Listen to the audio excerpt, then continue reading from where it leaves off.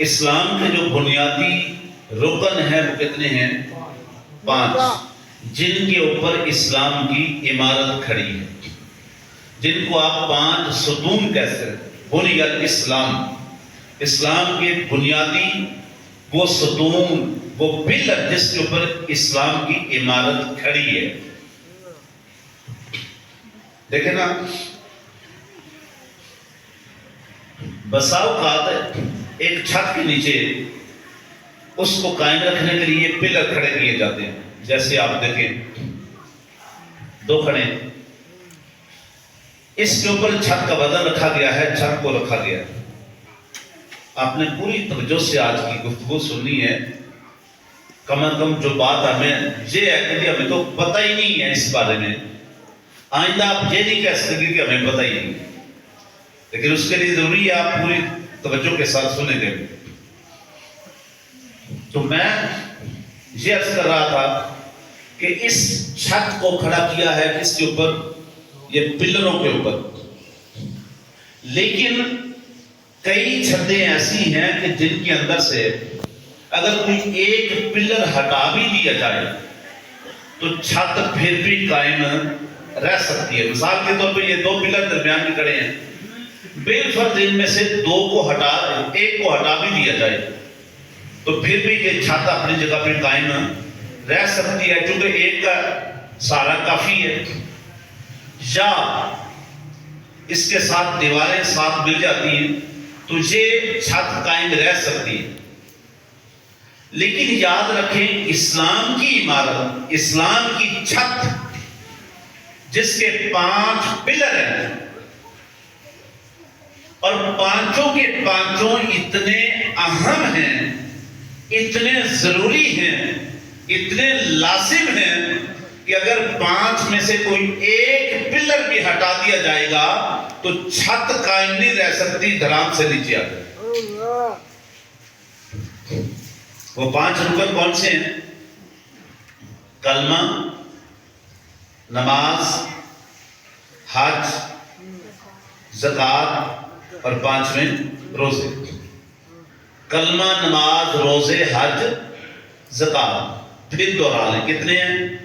5۔ کون کون سے؟ کلمہ، نماز، روزے، حج اور بولو یار زکوٰۃ۔ یہ 5 پلر آف اسلام ہیں، 5 یہ ستون ہیں جن کے اوپر اسلام کی عمارت کھڑی ہے۔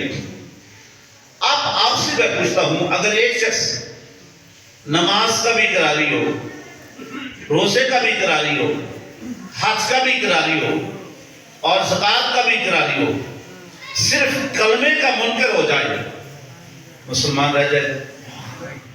اس کا اسلام رہ جائے گا؟ نہیں رہے گا۔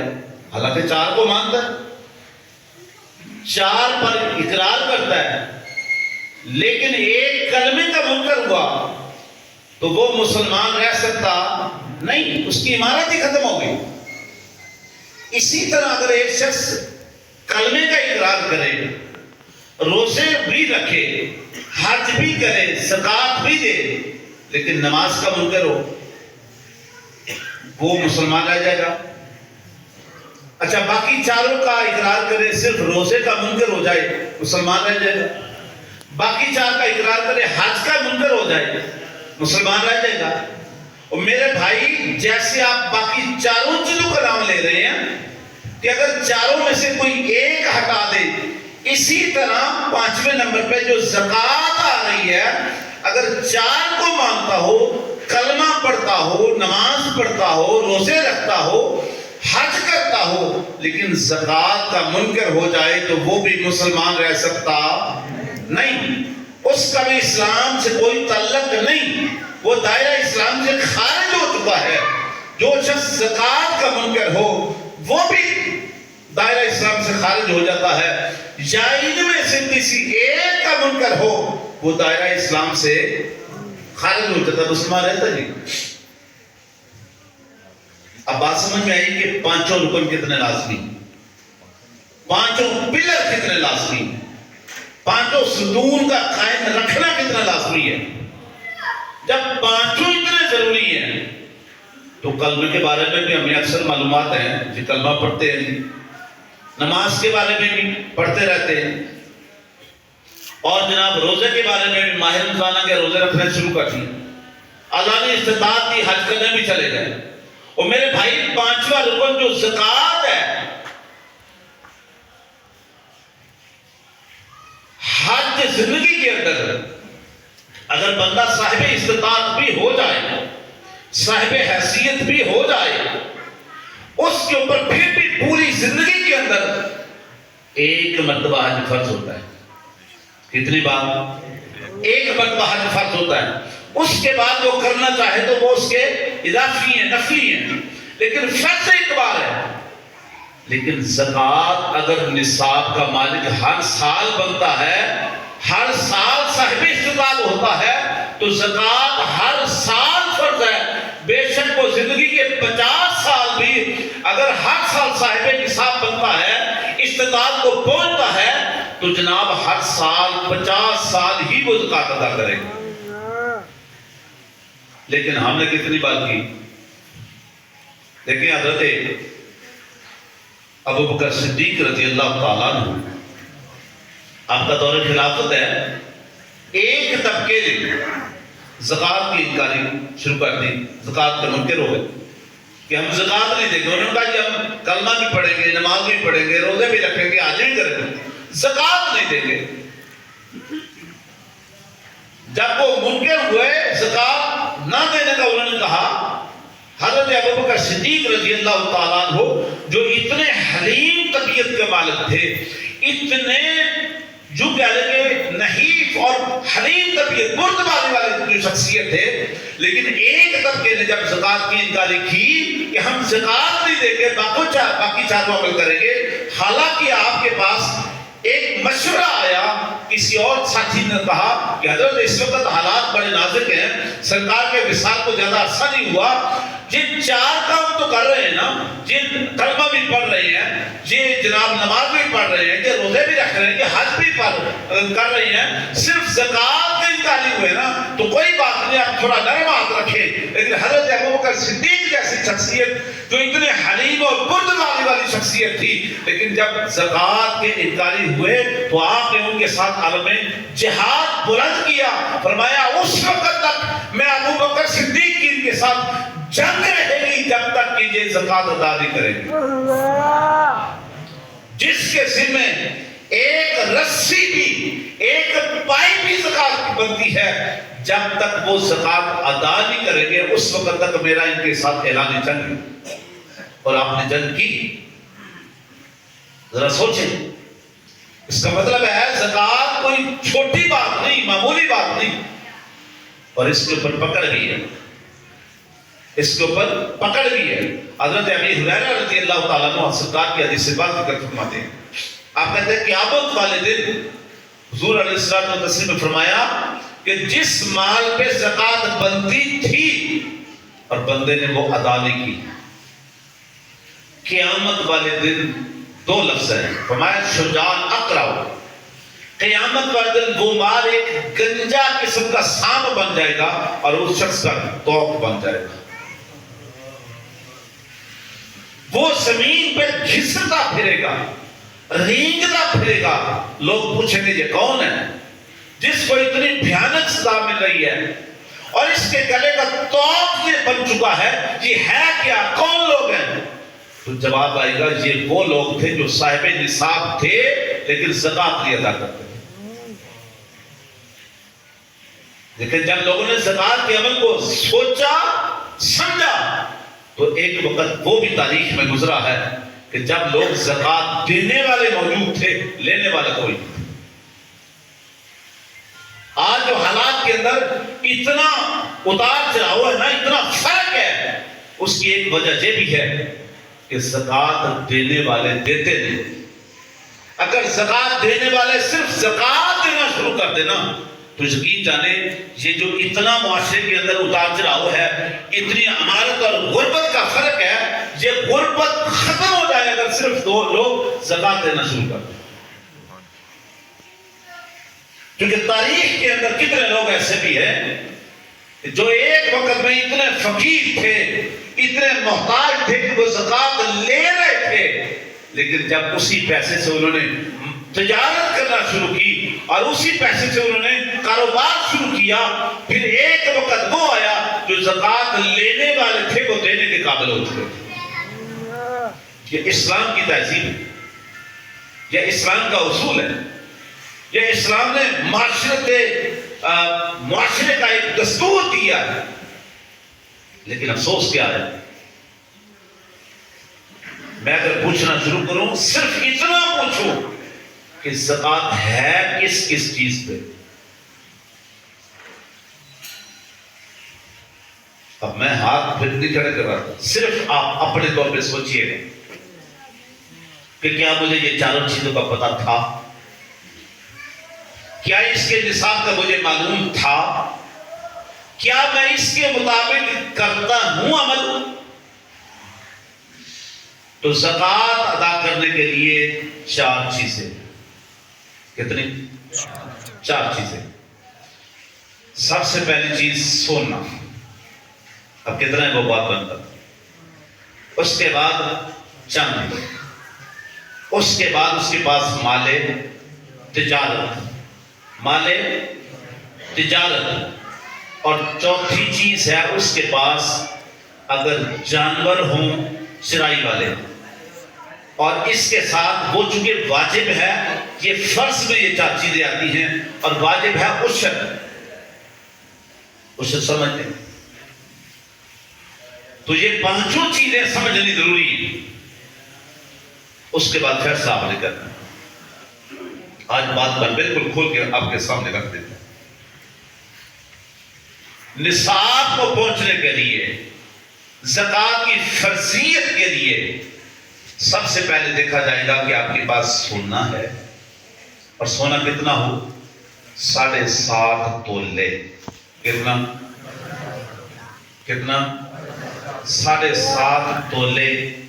اب وہ کسی بھی شیپ میں ہو، کوئی استعمال میں ہو یا رکھا ہوا ہو، جو کسی ڈلی کی شکل میں ہو، کسی بھی شکل میں ہو، زیور کی شکل میں ہو، ہار کی شکل میں ہو، کسی بھی شکل میں ہو، لیکن کتنا ہو؟ 7.5 تولے سونا ہو، اور اس کے اوپر پورا سال گزر جائے، اسی گھر میں موجود رہے، تو اس پر زکوٰۃ فرض ہے۔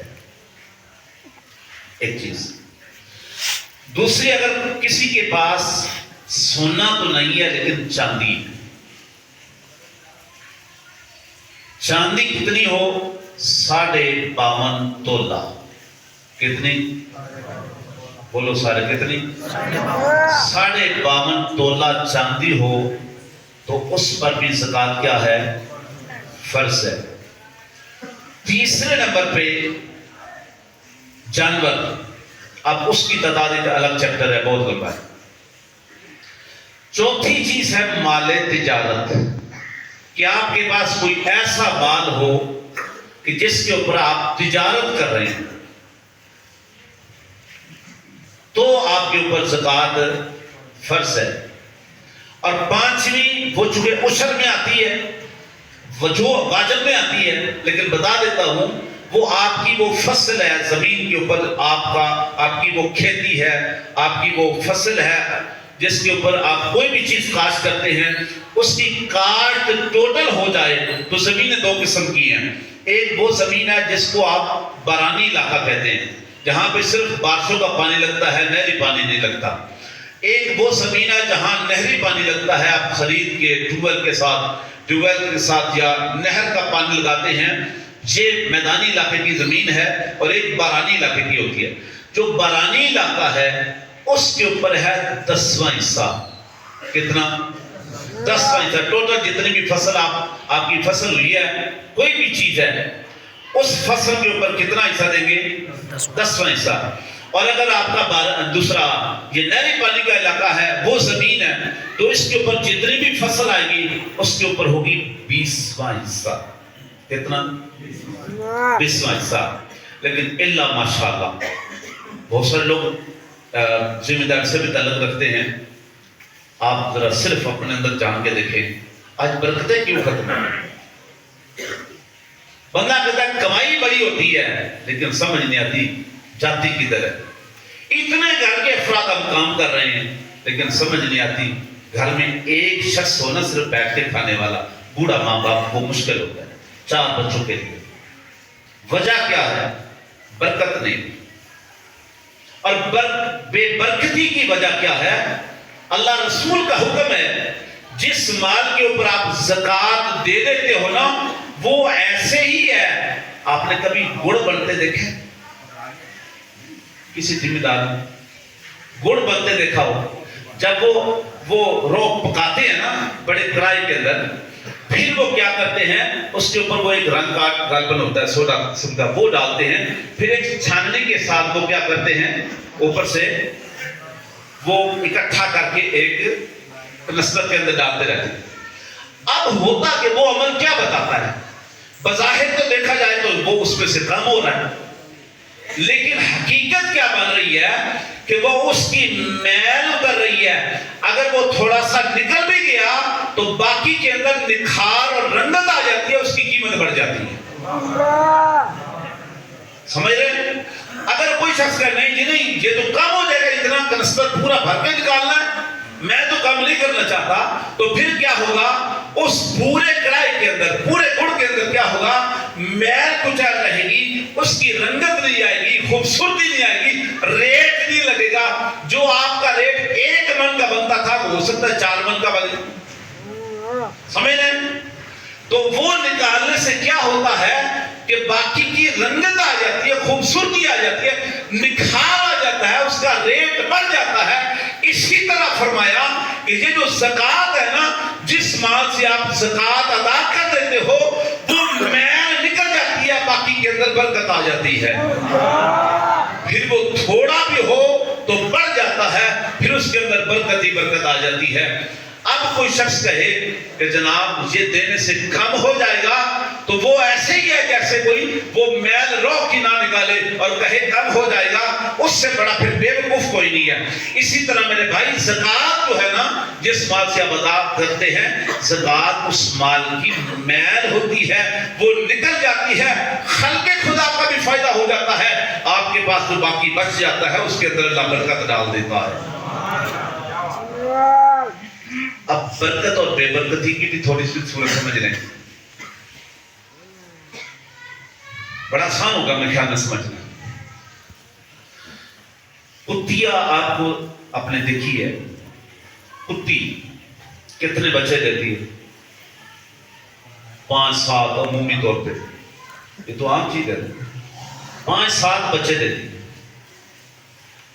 اور کتے کو سالانہ کوئی ذبح کر کے بھی نہیں کھاتا سوائے چند ایک ملکوں کے. پاکستان میں نہیں کوئی اس کو ذبح کر کے کھاتا نہیں، اللہ ماشاءاللہ کو کوئی معاشرے کا کوئی بدترین شخص نہ. 5-7 بچے دیتی ہے، لیکن بکری 1 یا 2، شاید و نادر کوئی 2 سے 3 بھی دیتی ہے، 1 یا 2.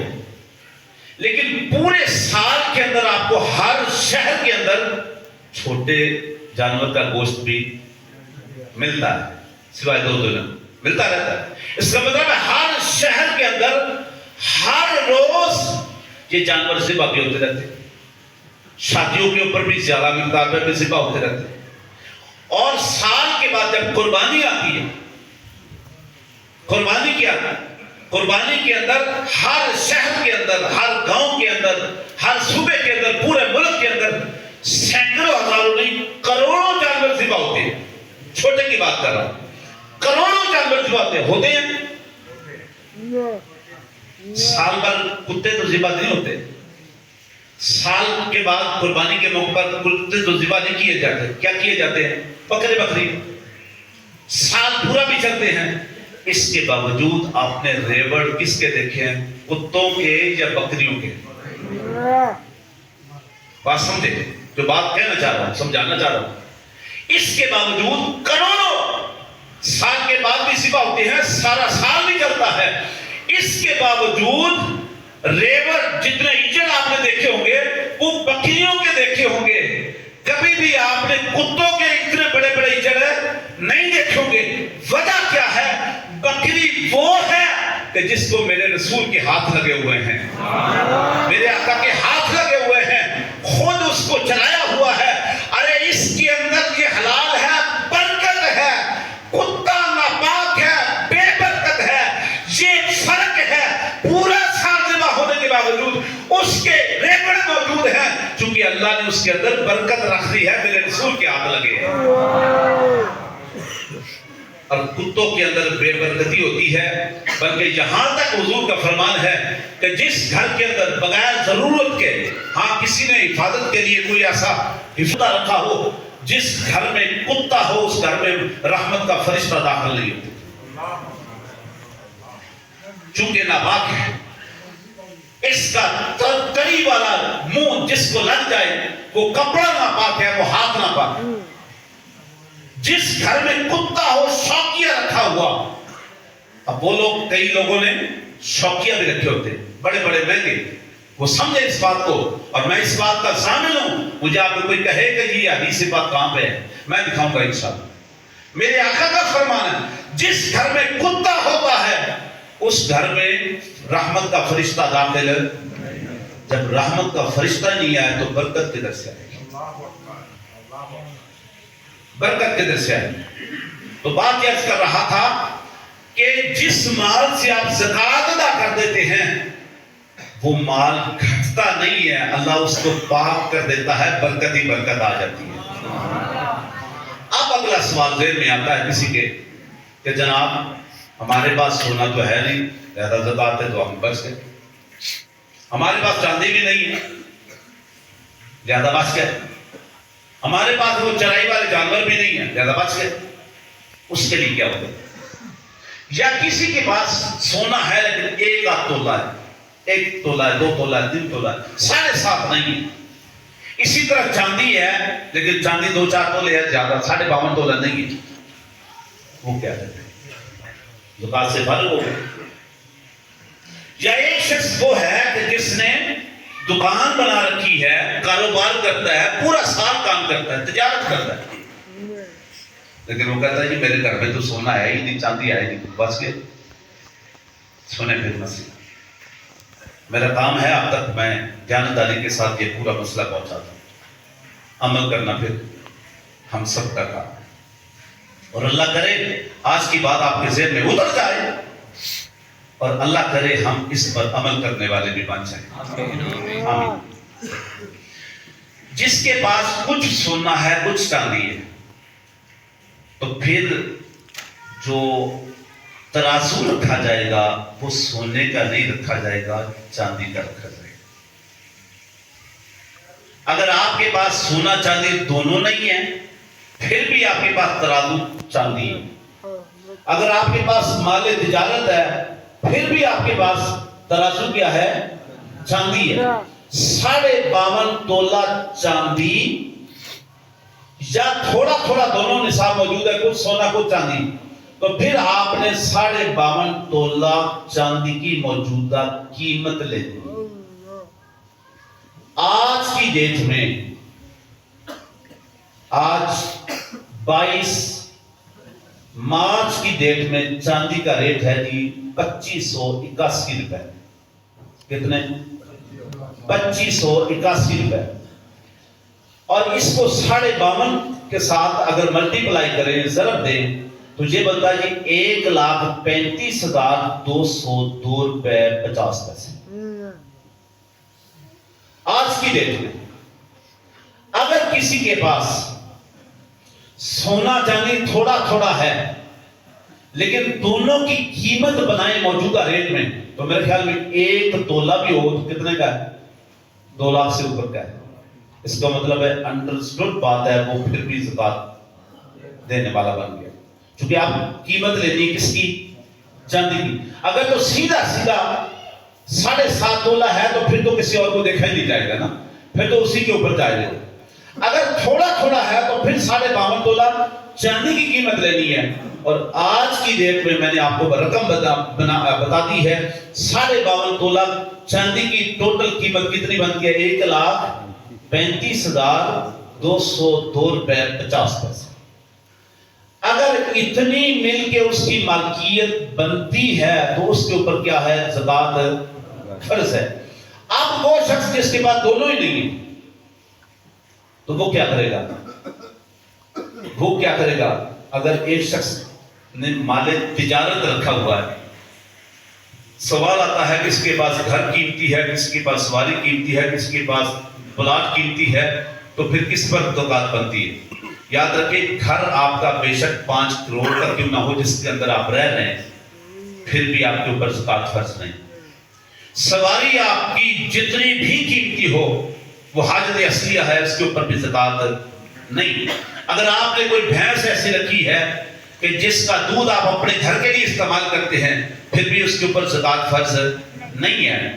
اگر آپ نے پلاٹ ایسا لیا ہوا ہے جس کے اوپر ارادہ ہے کہ میں نے اپنا گھر بنانا ہے، گھر کے لیے میرا ایک بچہ ہے، کل کو شادی کر کے اس کو وہاں پہ شفٹ کر دوں گا، ایسی نیت کے ساتھ رکھا ہے تو پھر بھی اس کے اوپر زکوٰۃ فرض نہیں ہے۔ اگر آپ نے پلاٹ مکان اس نیت سے رکھا ہے کہ جیسے ہی آپ کو اچھا ریٹ لگ جائے گا میں بیچ دوں گا، وہ پلاٹ کی شکل میں ہو، دکان کی شکل میں ہو، وہ مکان کی شکل میں ہو، کوئی آپ کے پاس کوئی اور ایسی چیز ہو، قیمتی ہو، کوئی مشین ہو، کچھ بھی ہو، جس کے اوپر آپ کا ذہن اور نیت یہ ہے جیسے ہی اچھا ریٹ لگے گا میں اس کو بیچ ڈالوں گا، تو وہ مال تجارت میں آتا ہے، اس کے اوپر آپ کی زکوٰۃ دینا فرض ہے۔ اسی طرح اگر کوئی شخص دکان بنا کے بیٹھا ہے تو دکان تو روز وہ خریدتا بھی ہے، بیچتا بھی ہے، سمجھ رہے نا؟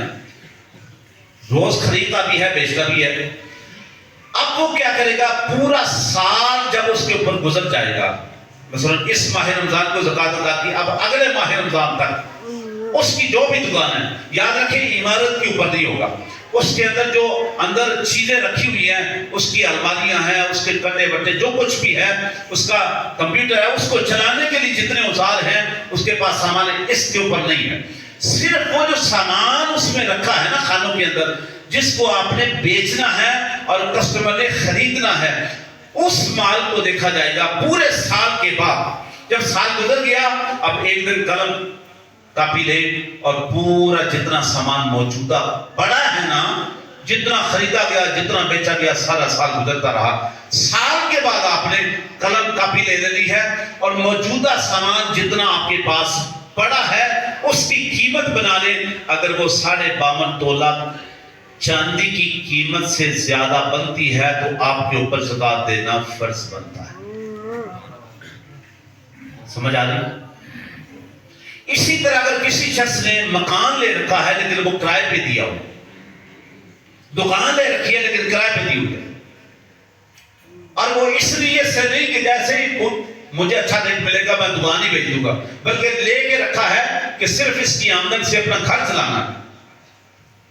اب وہ پورے سال کا جتنا کرایہ بنتا ہے، اور اگر وہ کرایہ اس کے پاس جمع ہو رہا ہے، ٹھیک ہے نا، اس کے پاس جمع ہو رہا ہے، اور وہ جمع ہونے کے بعد سال بعد اتنا بنتا ہے کہ 52.5 تولہ چاندی کی قیمت کے برابر ہو جاتا ہے، تو پھر اس کرائے کے اوپر زکوٰۃ ہے، نہ کہ دکان کے اوپر، نہ کہ مکان کے اوپر۔ بات سمجھ آ رہی؟ اب آخری سوال ہے کہ دینی کتنی ہے؟ اگر تو آپ نے اس چیز کی شکل میں ہی دینی ہے زکوٰۃ تو پھر 40واں حصہ دیں گے۔ کتنا؟ 40واں حصہ اس کا آپ نکال دیجیے اس کی زکوٰۃ۔ اگر آپ کہتے ہیں کہ میں نے پیسوں کی شکل میں دینی ہے تو پھر 1 لاکھ کے اوپر 2.5%، 2.5 کتنا؟ 2.5%۔ 1 لاکھ کے اندر سے آپ کتنا نکالیں گے؟ 2.5% نکالیں گے، وہ کتنا بنے گا؟ 2500۔ 2.5 28,000 بنے گا۔ اب جتنی مالیت آپ کے پاس ہے، جتنا ٹوٹل بنتا ہے نا، اس کے اندر سے آپ 2.5% نکال لیں گے، ہر لاکھ میں سے 2500 نکال لیں گے، یہ آپ کا بنتا ہے نصاب زکوٰۃ کا، یہ ادا کرنا ہے۔